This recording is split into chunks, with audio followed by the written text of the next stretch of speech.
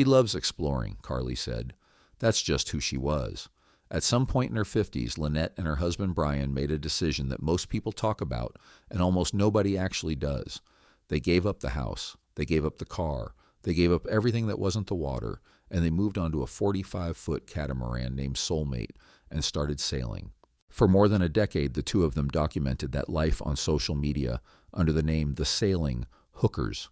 An Instagram, a TikTok, a 360-degree camera that Lynette pointed at everything, sea turtles drifting below the surface, sunsets that looked painted, cinnamon rolls baking in a solar oven, and sometimes places that were harder to find, off the beaten path, the kind of spots that take someone curious, someone adventurous, someone who actually wants to see what's around the next bend.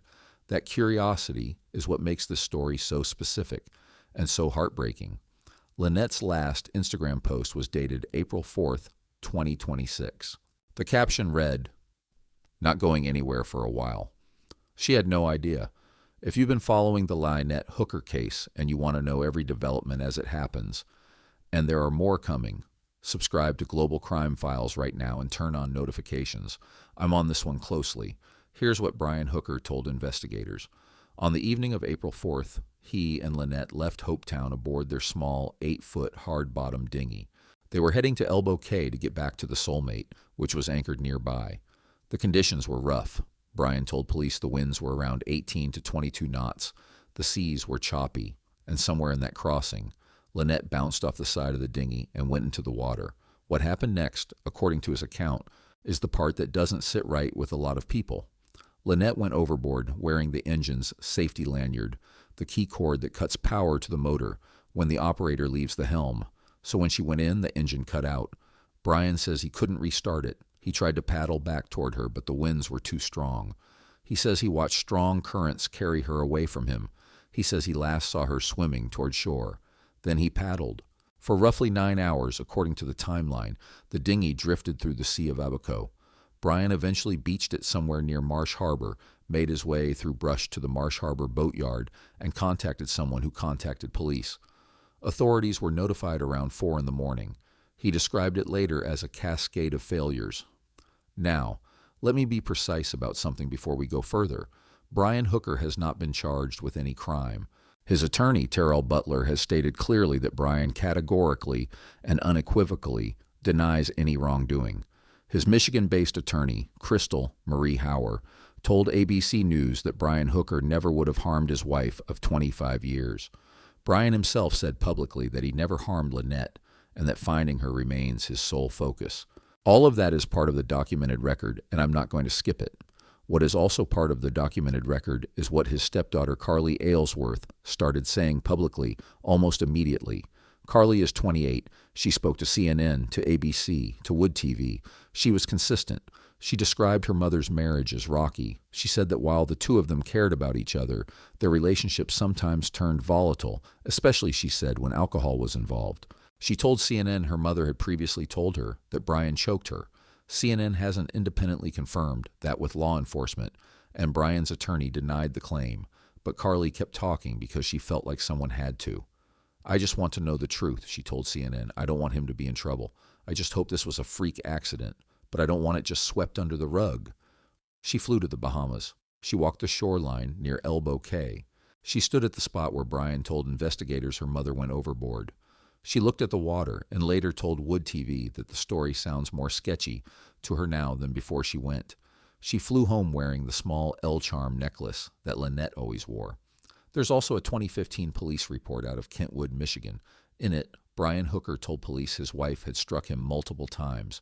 An officer documented a swollen, bloody nose. Lynette, who the officer described as highly intoxicated at the time, told police she had been struck in the forehead by Brian, though no visible injuries on her were recorded. A prosecutor reviewed the case, concluded there was insufficient evidence to determine who started the physical altercation, and the case was dismissed without charges. That was more than a decade ago, but that report is now part of the investigative context surrounding Lynette's disappearance. The Bahamian authorities launched a search immediately. The Royal Bahamas Police Force, the Royal Bahamas Defense Force, and Hopetown Volunteer Fire and Rescue all mobilized. The U.S. Coast Guard conducted aerial searches. professional divers, drone technology, days of coordinated effort across water, sky, and land. They found a flotation device Brian says he threw to Lynette, and that narrowed the initial search area slightly, but they didn't find her. After days of searching, officials announced the effort had shifted from active rescue to recovery.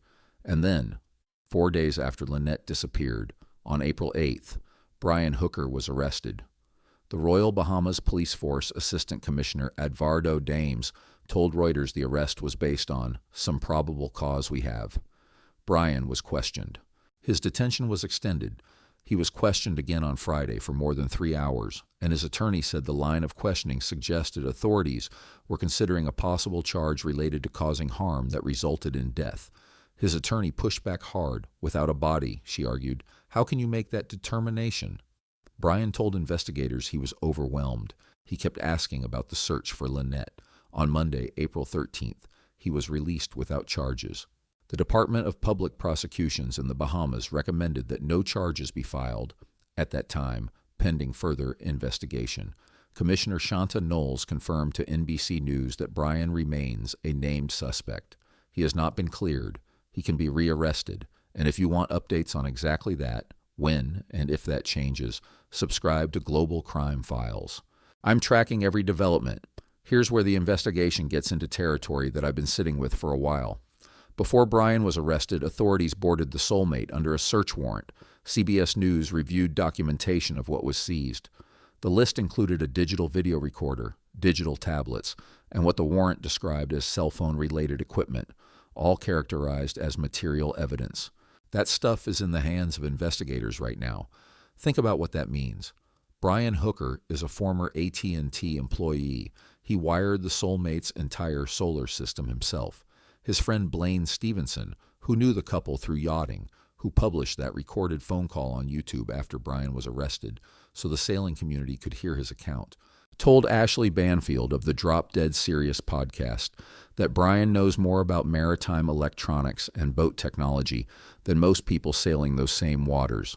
He is not someone who moves through the world without generating a digital trail, and he is also, by the public record of his AT&T termination, someone who has previously attempted to manipulate digital records to conceal his location.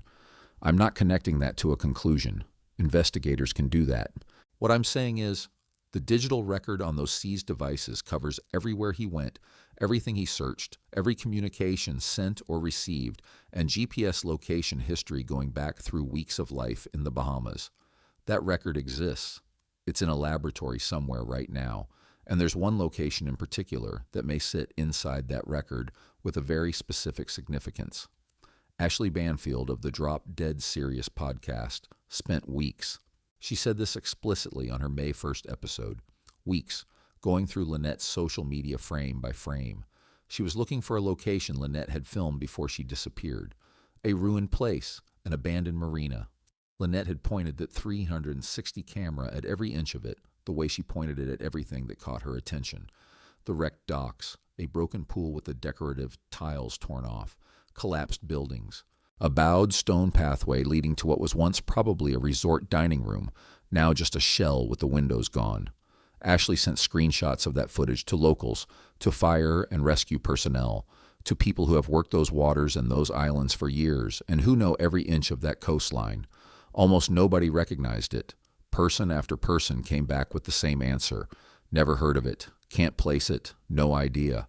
That's not because the place doesn't exist. It's because nobody goes there anymore. Before August 2019, Snapper Point Marina was something else entirely. Aerial photos from before the storm show a genuinely beautiful, protected waterway, white sand beaches, palm trees, covered dockage for yachts up to 90 feet, a pool with decorative tiles overlooking the Sea of Abaco, guest houses, the kind of marina that had everything. Then Hurricane Dorian hit the Abaco Islands. Category 5, 185-mile-per-hour winds, gusts of 220, a storm surge of 23 feet moving across a chain of islands with no meaningful high ground. The Abacos were devastated. Marsh Harbour, Elbow Cay, Hopetown, Lubbers Quarters, places we've been talking about throughout this entire investigation, all of them hammered. and Snapper Point Marina was essentially erased overnight. Nobody rebuilt it. Nobody cleaned it up. It's been sitting there since 2019, a wreck in an area that nobody visits because there's nothing left to visit. Beautiful beaches, sure, but there are beautiful beaches everywhere in the Bahamas that don't require navigating through 7 years of hurricane debris to reach. Ashley finally cracked it when the camera panned past a sign in one of Lynette's videos, Snapper Point Marina. Once she had the name, she could find the old website, the pre-Dorian photography, and confirm that the bowed stone walkway Lynette was walking up in the footage is the same bowed walkway from the resort's original promotional materials, just destroyed now. So, where is Snapper Point Marina? The Soulmate was moored to a mooring ball in Marsh Harbour. That was their home base for the period leading up to April 4th. From that mooring ball, heading north along the coast, Ashley Banfield estimated you reach Mermaid Reef in roughly 10 minutes on a paddleboard, and Mermaid Reef is where Snapper Point Marina sits, or what's left of it, 10 minutes. They had 2 paddleboards on the Soulmate. This is documented in New York Post photographs of the boat at anchor. Ashley described the excursion to Snapper Point Marina as exactly the kind of trip you'd do on a paddleboard or in the dinghy from that mooring ball. Brian was there. He wasn't just someone who drove past it. He and Lynette explored that entire location together. Karli was there too. It appears to have been a day trip the 3 of them made together. Brian stood on the rocky outcroppings at the edge of the beach with his arms spread wide for a photograph. He walked through the broken docks, the ruined pool, the collapsed pathways. He knows where the beach is. He knows how accessible it is from the water. Sandy shore, easy to come ashore, even in darkness, even in a small dinghy, without damaging your engine on coral. He came prepared that day, too. In the photographs from that visit, he's wearing reef walker shoes, the kind of footwear you put on specifically because you're planning to move through water, to walk on rocky coral, to navigate rough terrain right at the waterline. Reef walkers are standard gear for that life. I'm not presenting his footwear as evidence of anything, but it's in the photographic record of a visit to a location that has now become relevant to this investigation, and I think you should know it. Now hold all of that next to Brian's account of the night of April 4th. He says he drifted for approximately 9 hours, left Hopetown around 7:30 in the evening. The incident happened somewhere in that crossing. He anchored at some point, he says, and yelled into the darkness for Lynette. He failed to reach her. Eventually the dinghy drifted to shore. He made his way through brush to the Marsh Harbour boatyard. He arrived around 4 in the morning. The Marsh Harbour boatyard is in Marsh Harbour, just south of where Snapper Point Marina sits. I want to be careful here, and I want to be the same kind of careful that Ashley Banfield has been. She said directly on her podcast that she is not accusing Brian of anything. She is not presenting Snapper Point Marina as a conclusion. What good investigative journalism does, and what she is doing, is identify geography that is relevant, place it in accurate relationship to the documented facts, and put it in front of investigators who may or may not already be aware of it. Ashley has said explicitly and repeatedly that everything she finds, she shares with the Coast Guard Criminal Investigative Service. Everything. But here is the documented record. Lynette filmed Snapper Point Marina. Brian explored it with her. The location is completely isolated, unknown even to most locals. It sits roughly 10 minutes by water from where the Soulmate was moored. It is in a specific geographic relationship with where Brian says he ended up after 9 hours of drifting. The search shifted from water to land on April 29th, confirmed by Crime Online citing sources familiar with the investigation. Snapper Point Marina is right at the edge of land and water, exactly where a small dinghy can beach on a sandy shore, and someone can move through terrain that nobody monitors and nobody would see. None of that connects into a conclusion, but all of it is real. And all of it sits in the same geography. Let me take a step back from the geography for a minute, because I think it's easy to get pulled into the map and lose sight of what this case actually is. Lynette Hooker was the person in this couple who looked at the world. She was the one who noticed things. She paddled over to a wrecked old marina that nobody visits anymore because she was curious about what happened there, because she could walk up a ruined stone pathway and imagine what it looked like when it was beautiful, and feel something about the gap between those two things. She found the beauty and the strangeness in corners of the world that most people never even see. She filmed all of it. She shared all of it. The sea turtles, the sunsets, the cinnamon rolls, and yes, the hurricane wreckage of a once beautiful place.